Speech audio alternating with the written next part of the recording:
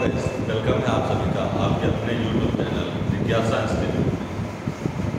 आज बात करेंगे भारतीय शास्त्रीय नृत्य के बारे में। देखें, कला से संबंधित जो भी एग्जाम होते हैं तो उसमें शास्त्रीय नृत्य, वैसे तो शास्त्रीय नृत्य और लोक नृत्य जो दो चीज़ें रहती हैं, ये चाहे जिस चीज़ का एग्जाम रहे उसमें आमतौर पर पूछ लिए जाते हैं। तो कला से संबंधित जो भी एग्जाम होते हैं उसमें शास्त्रीय नृत्य से या लोक नृत्य से संबंधित एक क्वेश्चन आता है। तो यहाँ भारत के जो भी शास्त्रीय नृत्य हैं तो इनके दो पार्ट बताए रहेंगे। एक पार्ट 1 में जो रहेगा वो शास्त्रीय नृत्य रहेंगे और एक पार्ट अगला रहेगा पार्ट 2। तो इसमें जो रहेंगे भारत के समस्त लोक नृत्य बताए जाएंगे। ये जो लोक नृत्य रहेंगे इनके लिए अगला वीडियो रहेगा। शास्त्रीय नृत्य जो हैं वो सिर्फ यहाँ पे बताया जाएगा। तो शास्त्रीय नृत्य और इनसे जो भी चीज़ें जुड़ी रही हैं या जो भी प्रसिद्ध कलाकार रहे हैं, जो नर्तकियाँ रही हैं, उनके बारे में आज यहाँ पर बताया जाएगा। तो देखिए, ये पार्ट फर्स्ट रहेगा। तो सबसे पहले तो देखते हैं जो शास्त्रीय नृत्य है, शास्त्रीय नृत्य, तो इसको दो श्रेणियों में विभाजित किया जा सकता है। जो भारतीय नृत्य है इसके दो पार्ट रहेंगे। एक तो रहेगा शास्त्रीय नृत्य, एक रहेगा शास्त्रीय नृत्य और दूसरा रहेगा लोक नृत्य।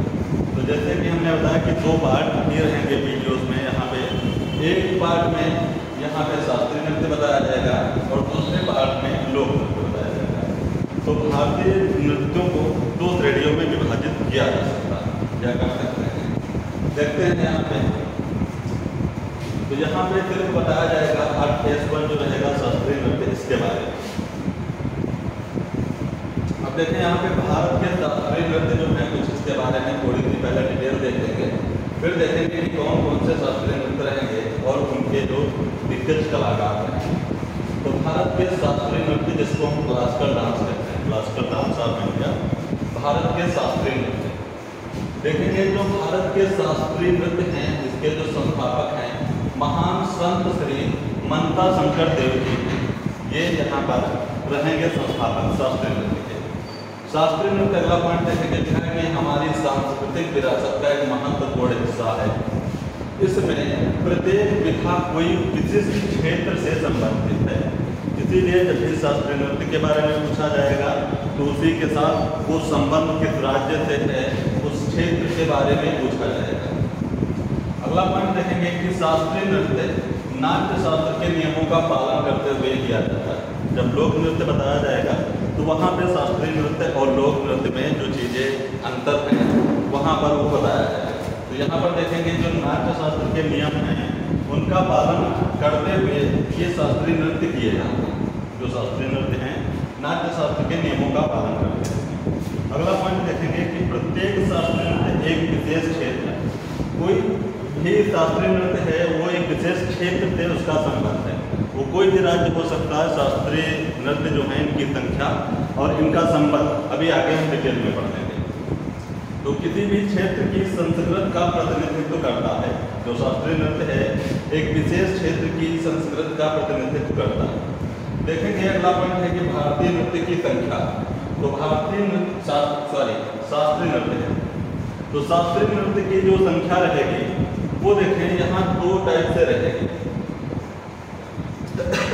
जो शास्त्रीय नृत्य रहेंगे इनकी संख्या रहती है 8। शास्त्रीय नृत्यों की संख्या है 8। ये देखें, संगीत नाटक अकादमी ने मान्यता दी है कि शास्त्रीय नृत्यों की संख्या 8। अगला देखेंगे शास्त्रीय नृत्यों की संख्या यहाँ पे 9 बताई गई है। तो ये भारतीय सांस्कृतिक मंत्रालय ने इसमें से एक नृत्य जिसका नाम है छऊ, इसको ऐड कर दिया है। तो ये जो छऊ रहेगा ये झारखंड से संबंधित है, तो इसको जोड़ देने से टोटल हो गए हैं 9। वैसे आमतौर पर शास्त्रीय नृत्यों की संख्या 8 है और यही सही माना जाएगा। ठीक है। या तो पूछा जाता है कि संगीत नाटक अकादमी ने कितने शास्त्रीय नृत्यों को मान्यता प्रदान की है, तो यहाँ पे बताया गया है। और जो सांस्कृतिक मंत्रालय ने एक नृत्य जो नया जोड़ा है वो है छऊ, इसका संबंध है झारखंड झारखंड से, तो इसको जोड़ देने से शास्त्रीय नृत्य जो है उनकी कुल संख्या 9 हो जाएगी। अब अगला पॉइंट देखेंगे कि भारत मुनि ने, यहाँ पे भारत लिखा है, भारत है, भारत मुनि ने अपनी पुस्तक नाट्य शास्त्र में शास्त्रीय नृत्यों का वर्णन किया। अब देखेंगे एक तरफ शास्त्रीय नृत्य हैं और दूसरी तरफ इनके राज्य हैं। तो शास्त्रीय नृत्य जो मुख्यतः 8 हैं, तो बस उन्हीं के बारे में बताया जाएगा। नया जो नृत्य रहेगा छऊ, उसका संबंध झारखंड से है, तो वहीं पे वो चीज़ मेंशन की गई है, उसको वहीं से क्लियर करेंगे। एक तरफ देखेंगे यहाँ पे शास्त्रीय नृत्य हैं और दूसरी तरफ क्षेत्र है राज्य। तो देखेंगे यहाँ पे जो भरतनाट्यम है इसका संबंध है तमिलनाडु से। अगला है कथकली जो केरल से संबंधित है। अगला है सिर्फ कथक। ये देखिए दोनों इंपॉर्टेंट रहेंगे। जो कथकली है ये केरल से संबंधित है, सिर्फ कथक है ये उत्तर प्रदेश या यूपी से संबंधित है। कुचिपुड़ी देखेंगे ये आंध्र प्रदेश से संबंधित है। मोहिनीअट्टम केरल से, मणिपुरी मणिपुर से और सत्रिया या असम का लोक नृत्य रहेगा। ओडिसी जो है उड़ीसा। तो टोटल जो शास्त्रीय नृत्य हैं वो टोटल 8 ही रहेंगे। इस चीज़ को ध्यान रखेंगे। जो छऊ रहेगा, छऊ इसको मिला देने से शास्त्रीय नृत्यों की संख्या कितनी हो जाएगी, तब 9 हो जाएगी। तो ये छऊ जो है झारखंड से संबंधित है, ये बाद में ऐड किया गया है। तो टोटल अभी तक जो रहेंगे वो 8 रहेंगे। तो ये 8 ये हैं, तो एक तरफ इनको याद रखेंगे और इनका संबंध क्षेत्र या किस राज्य से संबंधित है उस चीज़ को भी याद रखेंगे। तो अधिकतम पुस्तक को सीधे से पूछ लिए जाते हैं, कोई भी शास्त्रीय नृत्य देकर उसका क्षेत्र पूछ लेते हैं, स्थान। अगला देखेंगे यहाँ पे जो आप रहेंगे उनके बारे में थोड़ी सी डिटेल जो इम्पोर्टेंट रहेगी उसके बारे में यहाँ पर बताया गया है। तो देखेंगे भरतनाट्यम जो 1 नंबर पे था, संबंध तो तमिलनाडु से है, इसका क्षेत्र जो रहेगा तमिलनाडु। प्राचीन नाम देखेंगे, जो भरतनाट्यम का प्राचीन नाम था वो था सदेव। तो प्राचीन नाम इम्पोर्टेंट रहेगा। भरतनाट्यम वैसे भी आमतौर पर ज़्यादा पूछा जाता है। इसके बारे में देखेंगे कि यह भारत का सबसे प्राचीन शास्त्रीय नृत्य माना जाता है। जो शास्त्रीय नृत्य हैं, क्लासिकल डांस हैं, उनमें ये सबसे प्राचीन नृत्य है जो भरतनाट्यम है। अगला पॉइंट देखेंगे कि इस शास्त्रीय नृत्य को भारत के अन्य शास्त्रीय नृत्यों की जननी माना जाता है। जो प्राचीन है वो जनक या जन्म देने वाली तो जननी है ना, देने वाला तो जनक। तो या तो जननी कह सकते हैं, नृत्य है तो जननी यहाँ पे माना गया इसको, या जनक के रूप में इसे माना जाता तभी कोई दिक्कत नहीं है। अगला पॉइंट देखेंगे, यह नृत्य तमिलनाडु के तंजौर जिले में हिंदू मंदिर में उत्पन्न हुआ था। क्षेत्र इसका तमिलनाडु तो है ही है, वहाँ पर जो डिस्ट्रिक्ट पड़ेगा तंजौर, तो तंजौर जिले में जो हिंदू मंदिर हैं बढ़ते हुए स्थापत्य में, तो जो हिंदू मंदिर हैं उनमें इनका जन्म हुआ था या उत्पन्न हुआ था। इसे देवदासियों द्वारा विकसित किया गया था। ये भी पॉइंट ध्यान रखेंगे कि जो मंदिरों में देवदासी होती हैं, जो पूजा करने के रूप में भी होती हैं, और वहाँ की जो संस्कृति है उस या परंपरा है उसको बढ़ाने के लिए देवदासियों का सहयोग रहता है। तो ये जो रहेगा देवदासियों द्वारा विकसित किया गया था, इस पॉइंट को याद रखना है। यह शास्त्रीय नृत्य एक एकल नृत्य है जो मुख्यतः महिलाओं द्वारा किया जाता है। जो मुख्यतः महिलाओं द्वारा किया जाता है, इस पॉइंट को, क्योंकि देवदासियों का श्रेय ज़्यादा रहता है इसमें, तो मुख्यतः महिलाओं को श्रेय अधिकांश जाता है। अब देखेंगे यहाँ पर महिला कलाकार जो इस नृत्य से संबंधित रहेगी।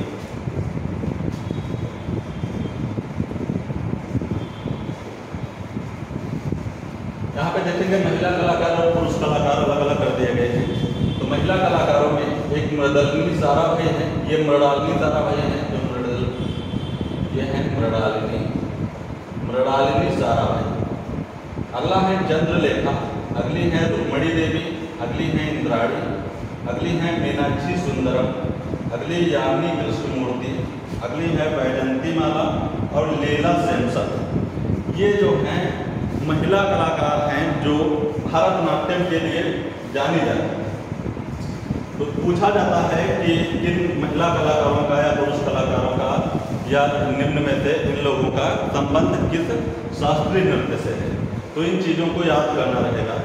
देखेंगे पुरुष कलाकार जो इसी से संबंधित हैं, अधिकांश को श्रेय जाएगा, महिलाओं को जाएगा। कुछ पुरुष कलाकार भी रहे हैं, जैसे राम गोपाल हैं, सी.वी. चंद्रशेखरन हैं, नटराज रामकृष्ण हैं और विजय माधवन हैं। इन लोगों का संबंध, जो स्त्री और पुरुष यहाँ पे अलग अलग बताए गए हैं, सभी का संबंध जो रहेगा वो भरतनाट्यम से ही रहेगा। अगला देखेंगे, अगला शास्त्रीय नृत्य यहाँ पर रहेगा कथकली। इसका संबंध है केरल से, अभी पढ़ चुके हैं पीछे। देखेंगे जो कथकली है, इस शब्द का अर्थ है नृत्य या नाटक। कोई भी रंगमंच, नृत्य या नाटक, ये कथकली का शाब्दिक अर्थ है। जो कथकली शब्द है उसका अर्थ है नृत्य या नाटक। देखेंगे कथकली जो है दो शब्दों के मेल से बना, एक कथा और दूसरा कली, जिसमें कथा से अभिप्राय है कहानी। कथा का महत्व यहाँ पे है कहानी से, और कली का है प्रदर्शन और कला। मतलब कहानी के रूप में किसी चीज़ को प्रदर्शन करना या कला करना, नृत्य करना कहानी के रूप में, ये इसका शाब्दिक अर्थ है कथकली का। तो यहाँ पर कथकली जो है दो शब्दों के मेल से बना है, कथा और कली। दोनों का यहाँ पे शब्द अर्थ जो है वो बताया गया है। कथा का रहेगा कहानी और कला का प्रदर्शन और कला, प्रदर्शन करना या कला करना। देखेंगे इसका प्रदर्शन मुख्यतः जो रहता है कथकली, शाब्दिक अर्थ से ही समझ चुके होंगे, फिर भी यहाँ पर मेंशन किया गया है। इसका जो प्रदर्शन होता है तो रामायण और महाभारत और पुराणों की कथाओं को नृत्य के रूप में प्रदर्शित करना। अभी बताया गया कि कहानी के रूप में इसको प्रदर्शन करना जो है कथकली का शाब्दिक अर्थ है। तो इसका जो प्रदर्शन मुख्यतः किया जाता है इसमें, तो रामायण महाभारत या पुराणों की कथा है ना, उनको नृत्य के रूप में प्रदर्शित करना यहाँ पे प्रदर्शन किया जाता है। प्रतीक देखेंगे, प्रतीक इसका क्या रहता है, तो ईश्वर और दैत्य के बीच लड़ाई का एक प्रतीक माना जाता है। यहाँ जो नृत्य रहेगा ये ईश्वर और दैत्य के बीच लड़ाई का प्रतीक माना जाता है। इस चीज़ को भी ध्यान रखेंगे। अगला पॉइंट देखेंगे, नोट करके कुछ पॉइंट लिखे हैं कि कथकली के बारे में।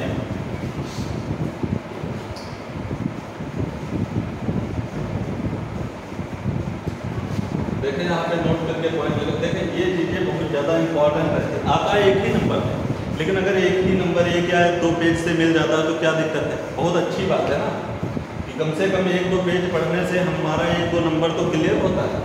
नोट करके देखेंगे, पॉइंट लिखा है, इस शास्त्रीय नृत्य में मुखौटा का प्रयोग किया जाता है।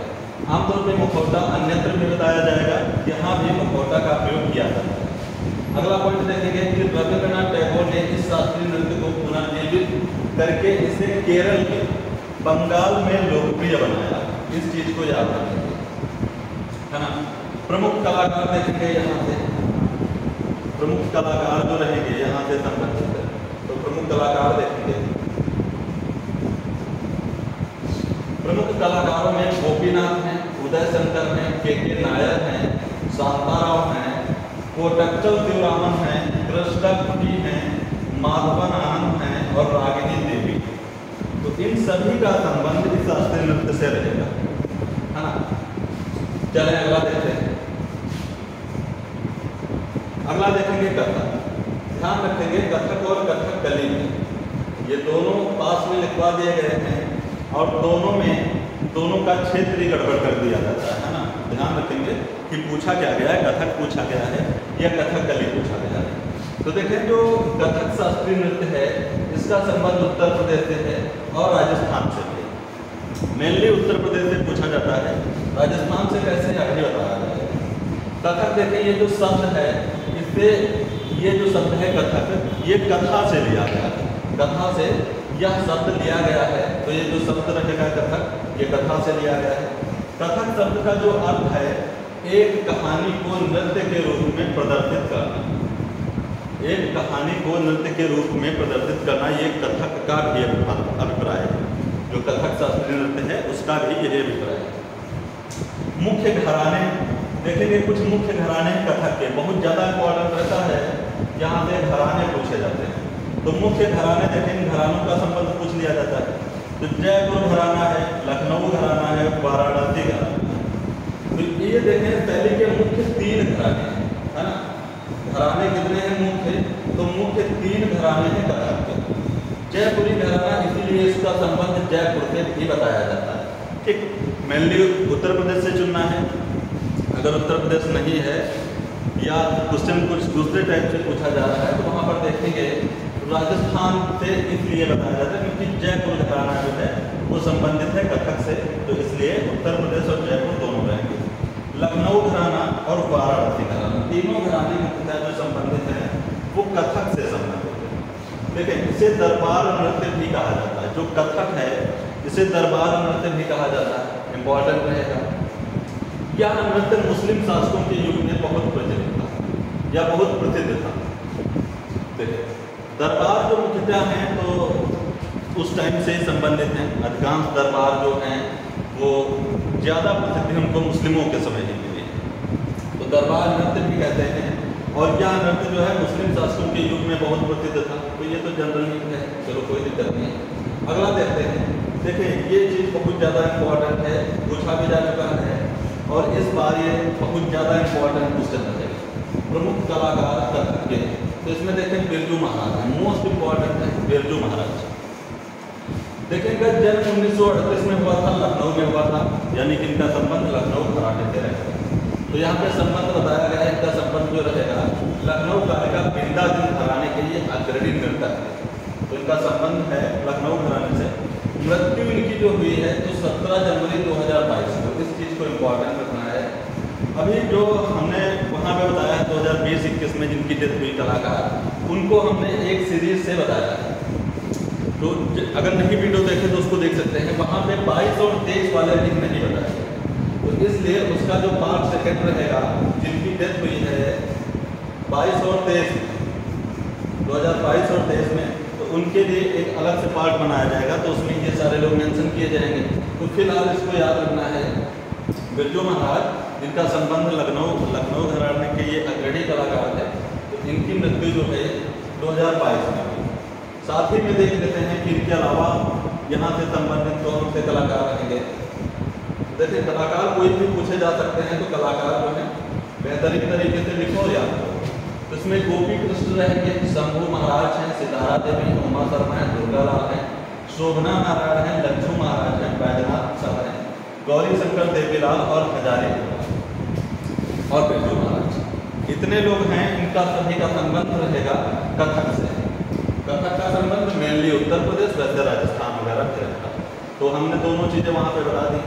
अगला देखेंगे कुचिपुड़ी।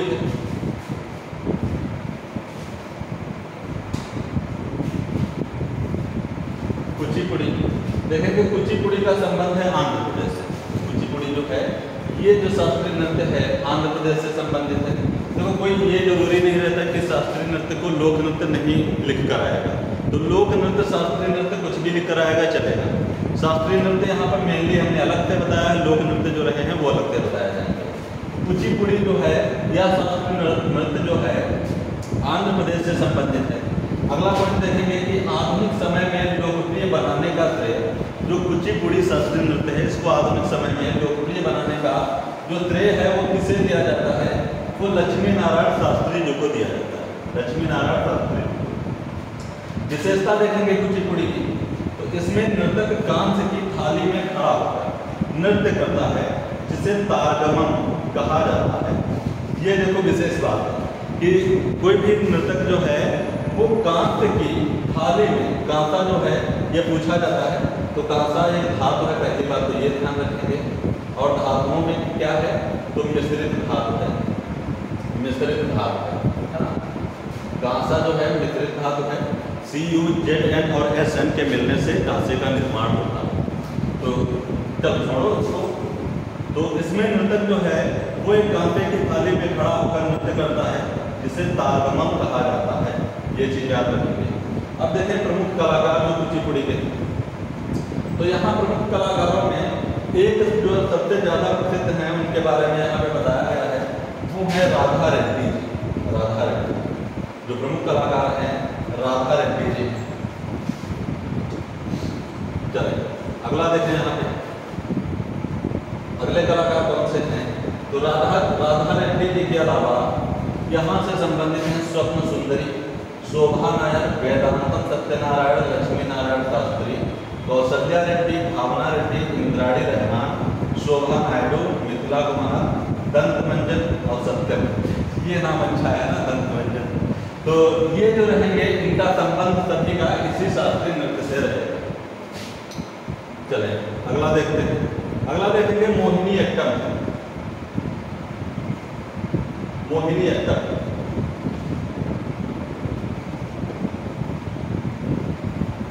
मोहिनी अट्टम, मोहिनी अट्टम या मोहिनी अट्टन्नम, बीच में ना भी लिख देते हैं कोई दिक्कत नहीं, संबंध केरल से रहेगा। शब्द देखें जो मोहिनी अट्टनम है, ये मोहिनी से लिया गया है और मोहिनी का जो रूप है वो भगवान विष्णु का प्रसिद्ध अवतार माना जाता है।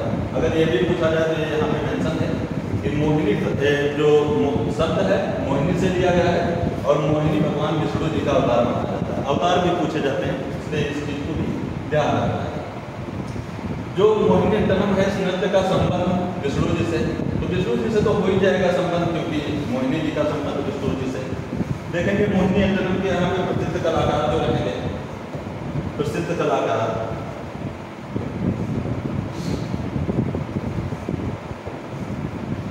देखिए, प्रसिद्ध कलाकारों में यहाँ पे सुनंदा आया है। इनके बारे में देखेंगे, यहाँ पर एक पॉइंट लिखा है कि मोहिनी अट्टम में मास्टर डिग्री हासिल करने वाली भारत की पहली महिला कलाकार कौन है? सुनंदा नायक है ना। नृत्य में अग्रणी है, अग्रणी नृतक हैं, नर्तकियां हैं, तो इसलिए इनको कलाकार ही कहेंगे। तो भारत में पहली मोहिनी अट्टनम में मास्टर डिग्री प्राप्त करने वाली भारत की पहली महिला मानी जाएगी। अगला देखेंगे हेमा मालिनी है, अगला त्रिदेवी है, राधा दत्तापति हैं, स्मिता राजन हैं और भारती शिवाजी। यहाँ हेमा मालिनी वगैरह पूछ ली जाती है, तो इन चीज़ों को याद रखेंगे। तो इन सभी लोगों का संबंध जो रहेगा वो मोहिनी अट्टनम से। अगला देखते हैं ओडिसी नृत्य।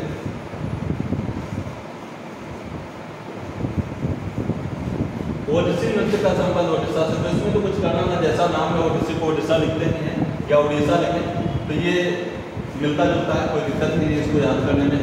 उत्पत्ति देखेंगे, उत्पत्ति, इस नृत्य की उत्पत्ति देवदासी के नृत्य से मानी जाती है। ओडिसी नृत्य जो है देवदासी के नृत्य से इसकी उत्पत्ति मानी जाती है। जो उड़ीसा के हिंदू मंदिरों में नृत्य किया करती थी, वो देवदासियाँ जो उड़ीसा के हिंदू मंदिरों में नृत्य किया करती थी, तो उनसे उत्पत्ति ओडिसी नृत्य की मानी जाती है।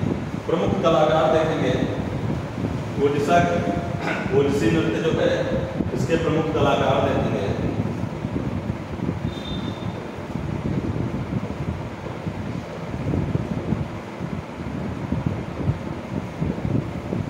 प्रमुख कलाकारों में यहाँ पे देखेंगे सोनल मानसिंह हैं, किरण सहगल हैं, माधवी मुद्गल जी हैं, अनीता बाबू हैं, अर्पिता वेंकटेश हैं, चित्रा कृष्णमूर्ति हैं और शर्मिला मुखर्जी। ये लोग जो हैं यहाँ से संबंधित, इस शास्त्रीय नृत्य से संबंधित कलाकार हैं।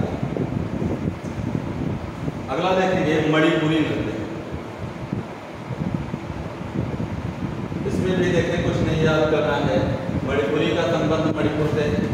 यह शास्त्रीय नृत्य लाई हरोबा, इस चीज को ध्यान रखना है, लाई हरोबा एक उत्सव रहा है, उस उत्सव में ये किया जाता है जो मणिपुरी नृत्य है। प्रसिद्ध कलाकार यहाँ से देखेंगे जो मणिपुरी कलाकार है, मणिपुरी कलाकार, प्रसिद्ध कलाकार यहाँ पर जो रहेंगे मणिपुरी के, मणिपुरी शास्त्रीय नृत्य के प्रसिद्ध कलाकार यहाँ पे रीता देवी हैं, गोपाल सिंह है, कलावती देवी हैं, गुरु अमली सिंह हैं, अम्बाद सिंह है और विभूति देवी। ये लोग यहाँ से प्रसिद्ध कलाकार हैं।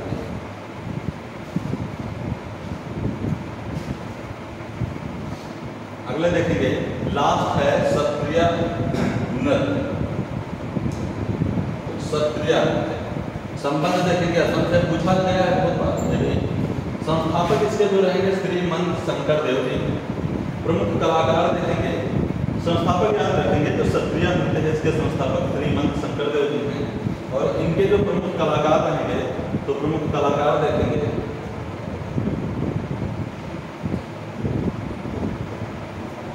प्रमुख कलाकारों में क्षत्रिय नृत्य के एक जतिन गोस्वामी जी, सुनील कोठारी जी हैं, रंजू मोनी जी, उपासना महंत हैं, रेखा तालुकदार हैं और रूप रानीदास बोरा। ये लोग देखें इस नृत्य से संबंधित कलाकार हैं।